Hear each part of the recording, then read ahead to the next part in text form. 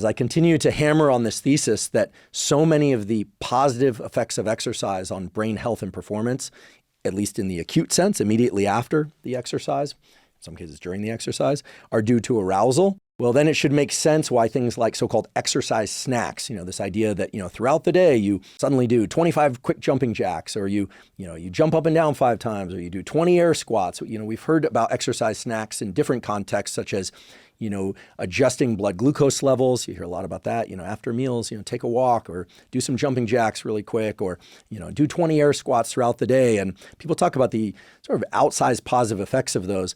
Well, check this out. When it comes to high intensity interval training and positive effects on cognitive performance, there's a study entitled "The Influence of Acute Sprint Interval Training on Cognitive Performance in Healthy Younger Adults." And this study has people do 6-second all-out efforts. You heard that right. 6 seconds. Okay. So 6 seconds always is tricky. They always use the same numbers. 4 by 4 by 4. Okay. 6. Yes. The number 6. 6-second all-out efforts, sprinting on basically a stationary bike. And then a period of rest of 1 minute between those 6-second all-out efforts. And they see significant improvement in cognitive performance.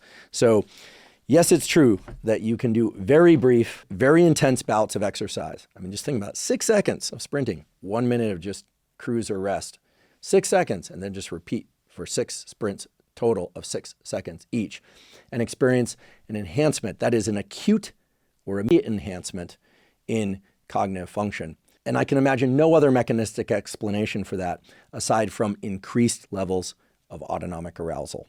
Any other mechanism that you could envision, IGF-1, irisin, BDNF, things that we'll talk about in a few minutes. Yes, those might be deployed as well. But in terms of seeing something so brief, having such a fast action on cognitive performance, and given what you now know about the relationship between arousal, focus, and cognitive performance, I'd be willing to stake, let's say, 6 of my 10 fingers on the idea that it's all due to enhanced autonomic arousal.